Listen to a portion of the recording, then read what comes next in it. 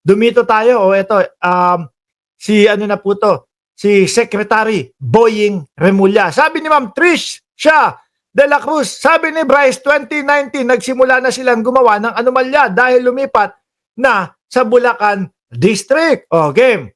I believe that this will be very, due to the gravity of the allegations in the affidavit and it being a sworn statement, I believe that this will be very helpful to the Department of Justice and the Witness Protection Program in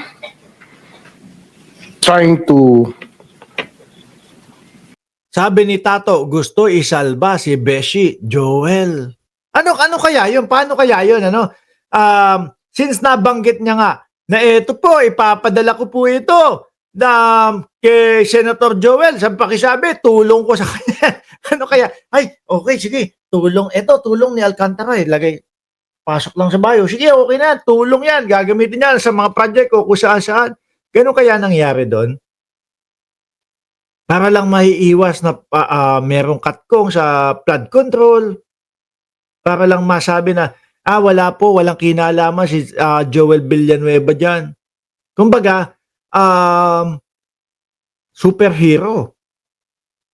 Akuin ko na lahat. No? Ako pa superhero ni Joel Villanueva. May tulong ako para sa kanya.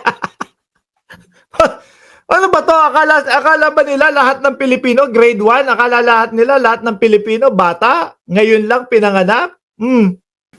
File a case as soon as possible. Ako po! As this is the demand of the people. This is what the people of the Philippines want. So in that regard, Mr. Chairman, I hope that I will be allowed to bring Mr. Alcantara to the DOJ this morning so that we can evaluate his affidavit in full, given all the annexes, and that we can also ask him to sign certain documents. Sabi ni Caroline De La Cruz, may takot kay Villanueva sa laki ng perang yun. Di pwede sa tao lang ibibigay na wala siyang abiso. That may be. Ako nga ho, pag nagbabayad ako ng utang, mga boss Pag magbabayad ako utang, kunyari $20. Yung $20 dito, converted lang po yun ng 1,400 pesos. Ano po? Sasabihin ko pa doon sa tao, boss, pinakiabot ko yung bayad doon sa ganito, sa kaibigan mo. Doon sa tao mo, sinama ko yung bayad ko Kasi baka hindi makarating Necessary to pursue the malefactors mentioned in his affidavit. That is our request, Mr. Chairman. On condition that you have to bring him back after lunch, so the members of the committee may also propound questions. No? Ito yung etong si Alcantara ay dinala sa DOJ, mga bossing. Tuloy. Yes, sir. We will bring him up. We will bring him back by 1:30 to 2 o'clock, sir. In the meantime, they can read the affidavit, the signed affidavit, so they can prepare their questions later. Yes, sir. Any objection? Hearing none, so the manifestation or the request of the Secretary of Justice is hereby approved or granted. 1 minute suspension. Yan, Si Robin Padilla, nandun si Robin Padilla, gumaganong-ganon. Si Robin Padilla ba yun? Tama ba? Oo nga, Medyo umaano pa si Robin Padilla, parang nakikisimpatya pa kay Alcantara, Suspension. Tama, si Binoy yun, di ba?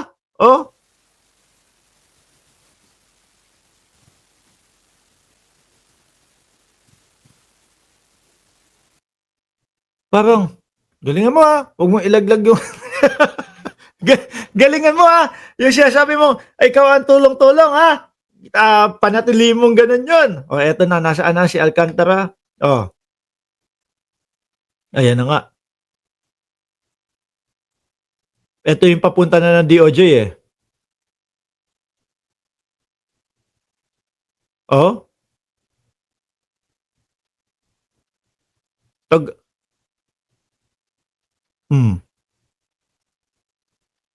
Ayan mga kababayan, alisin ko na Dumako na ho tayo sa susunod nating topic, mga bossing. Halo-halo na lang natin to. Nalilito ako kung ano yung mga uunahin, mga kababayan Dito naman tayo kay Kiko Pangilinan. Henry Alcantara. Kumusta na ang pakiramdam mo pagkatapos mong isiwalat yung katotohanan? Mary Ann, pakinggan mo yung sinabi. Sinabi ng number 1 senator. Meron tayo dito niyan, mamayang konti ha. Tutuloy natin ito muna. Ginoong, bakit Eric ang kapangalan mo riyan? Oo. Henry Alcantara.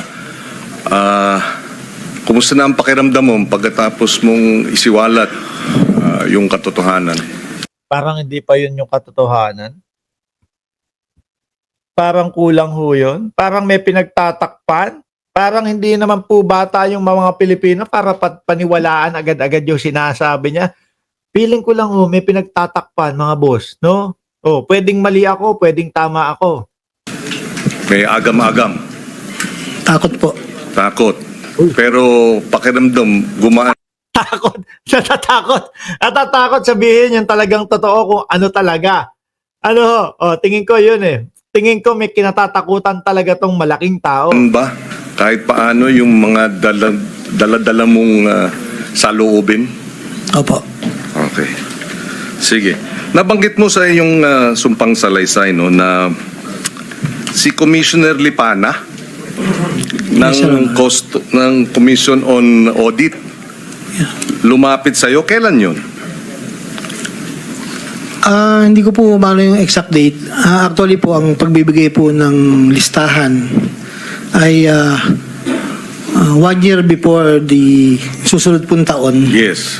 Kasi po, papasok po yun. It's either NEP or hindi ko po alam kung sabay kang papasok. Normally po, ganun po, Your Honor.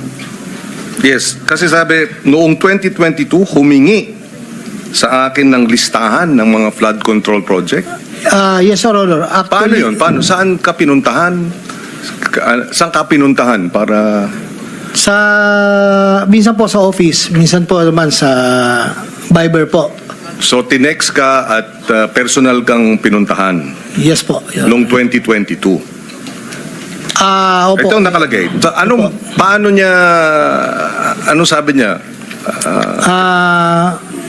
Baka pwede pong mabigyan ko siya ng listing Okay. na kailangan po sa iba't ibang lugar na nasa kuwang ko po. Okay. Hindi ka nagtaka kung bakit hinihingi niya yon o alam mong contractor yung misis niya? At that time po, hindi ko pa po alam na contractor yung wife niya po. Yes. Hindi ko At, pa po kasi nami-meet po even before that time. So dahil doon sa pagpupulong na yon, nakadagdag ng 500 million, di ba? Noong 2023, tama? Opo, yun po yung lumabas. Yes. Opo, kasi nakatag po sa akin yung listing po. Okay. Yung nag-request po. So, pero noong 2024, may lumabas na naman.